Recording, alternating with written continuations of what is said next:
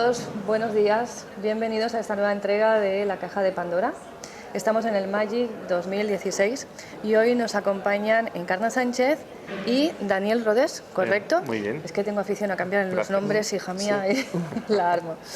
Y vosotros habéis estado ahí preparando un taller, habéis estado dando el taller, de hecho, de la lectura terapéutica del tarot.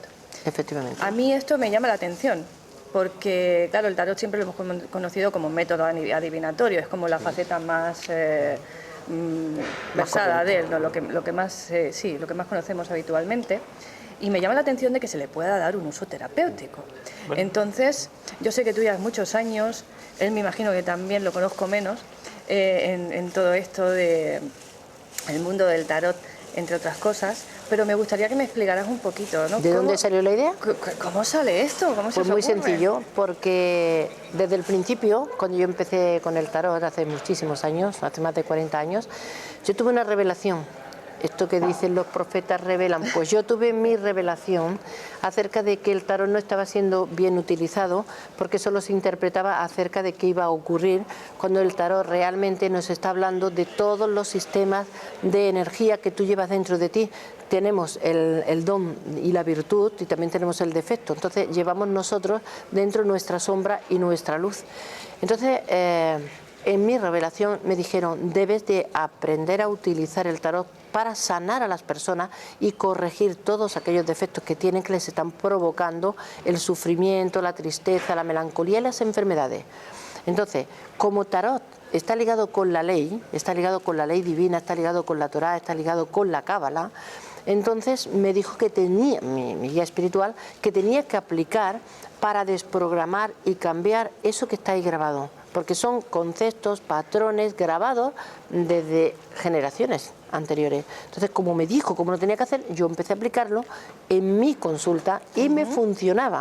Y siempre aplico esta teoría y siempre sale. Siempre se resuelven. Por eso tengo tanta gente que viene no ya a predecir el futuro, sino cómo resolver un conflicto. Entonces, de ahí nació, fue por revelación.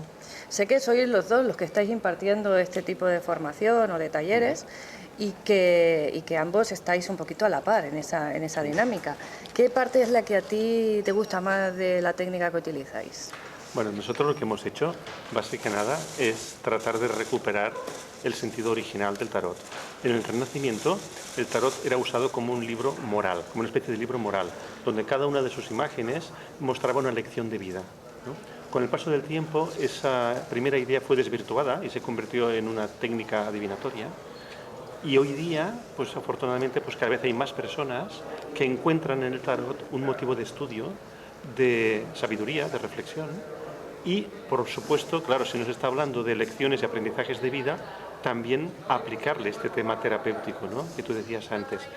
Nosotros hemos sido pioneros en el uso del tarot en constelaciones familiares, es decir, hemos ideado un sistema de cómo podemos realizar una constelación familiar con el tarot, pero no solo eso, sino además hacer una terapia de regresión, hacer un renacimiento, incluso se puede hacer hasta un árbol psicogenealógico con el tarot.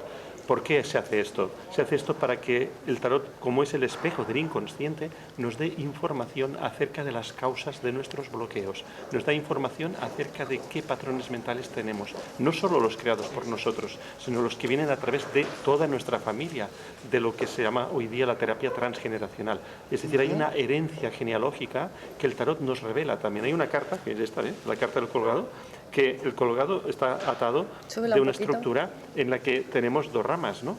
Esa justamente es la carta que refleja el propio árbol genealógico. Tenemos en realidad dos, ¿no?, el del padre y el de la madre, que serían estas dos ramas. Entonces el colgado es un personaje que está atado, es decir, está condicionado.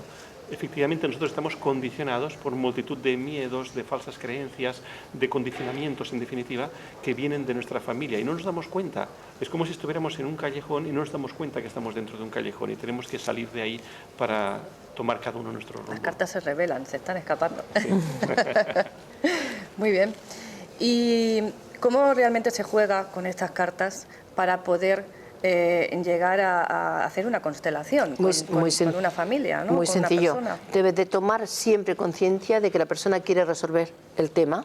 Entonces siempre recomendamos pedir permiso al ser superior, porque cada alma y cada espíritu tiene su obligación, su respeto y su derecho a conservar su secreto.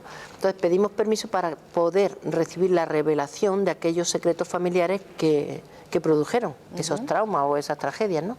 Entonces, cuando el consultante está en la mesa, pues le hacemos girar las cartas alrededor, al contrario de las agujas del reloj, y ponemos a una para cada miembro de la familia. Entonces vamos poniendo al papá, a la mamá, al abuelo, al bisabuelo, al tatarabuelo, sí, generaciones. Podemos estar haciendo hasta 10 generaciones hacia atrás, pero normalmente nosotros llegamos hasta la 5ª o la 6ª generación. Y bueno, pues cada carta representa, entonces nos revela, porque el tarot, cada una de las cartas abre puertas dimensionales, es un número, es un código y es una letra. Es una letra código con las que Dios creó el universo. Entonces, si tiene una letra, aquí tenemos la Gimel, que tiene todo un montón de información, aquí tenemos la Nun, que tiene un montón de información de semilla divina. Ay, perdón. La vemos nosotros. La Gimel. Pero sí. allí no lo ven. Aquí tenemos la Nun.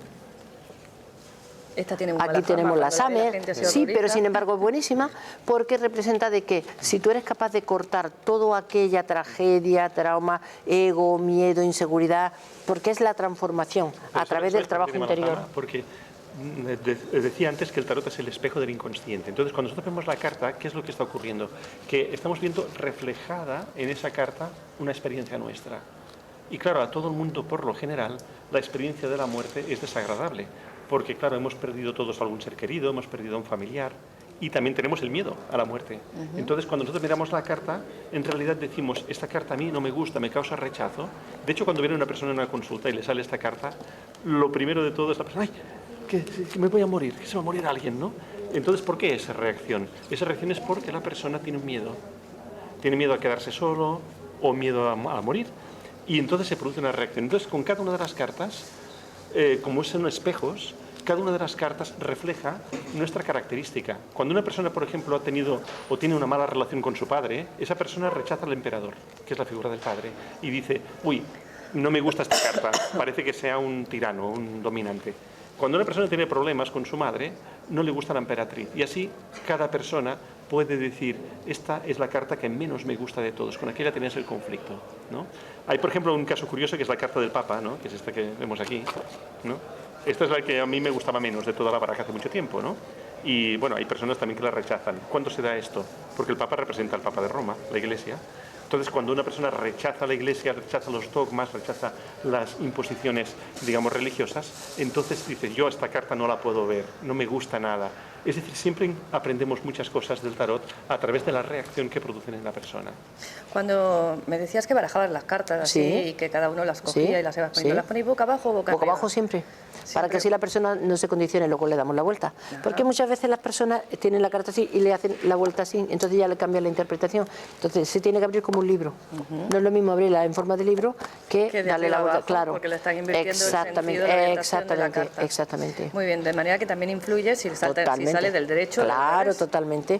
Cuando una cosa sale invertida representa que hay un bloqueo que tú no estás viendo y que evidentemente te está impidiendo que tú avances en la vida. Por ejemplo, imagínate el Papa ahí invertido, representa que la persona tiene timidez, tiene bloqueos a la hora de expresarse, de comunicar, de estudiar, no tiene recuerdos, no tiene memoria, le cuesta mucho. O tiene miedo de ir a la universidad y es porque tiene un bloqueo porque cuando era pequeño o su abuelo pudo haber tenido ese trauma.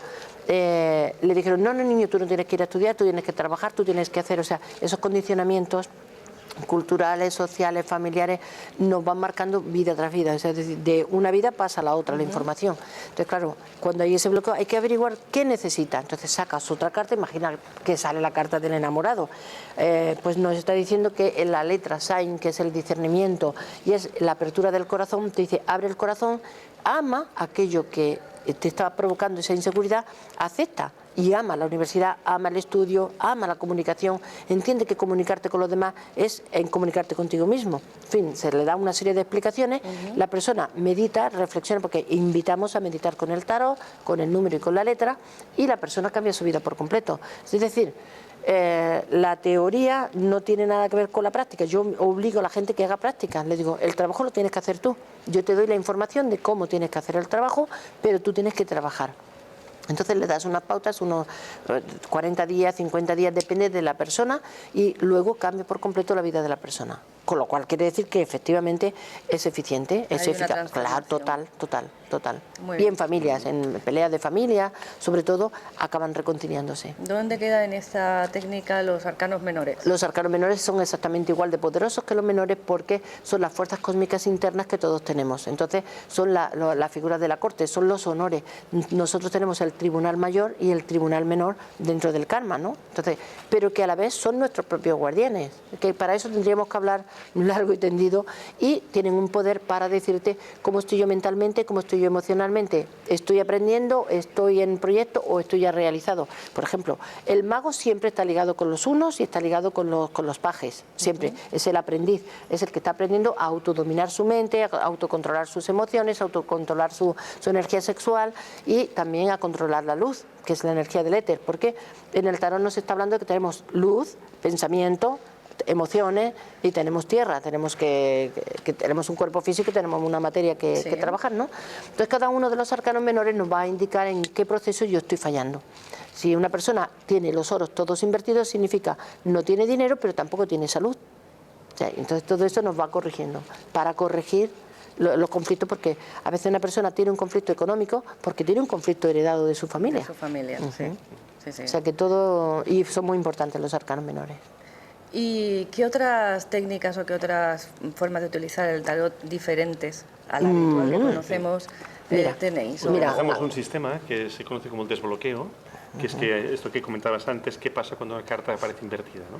Entonces, cuando una carta aparece invertida es una llamada de atención de que la persona tiene que corregir algo en su vida porque hay algo que está mal. Bien, cuando nos aparece esta circunstancia, nosotros lo que hacemos es hacer, como diríamos, una doble lectura. Es decir, el tarot nos presenta la lectura de la personalidad y la lectura del alma. Cuando sacamos las primeras cartas, las cartas pueden salir al derecho o al revés. Y esto es lo que llamamos lectura de personalidad.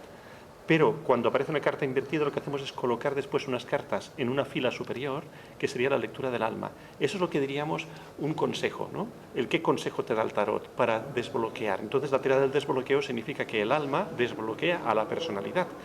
En el momento en que la persona comprende efectivamente qué es lo que está pasando, entonces lo que hacemos es de que la carta que estaba invertida en la tirada de la personalidad la giramos, la colocamos al derecho, con lo cual la persona, digamos, que toma conciencia de que efectivamente ese problema que tiene puede solucionarlo.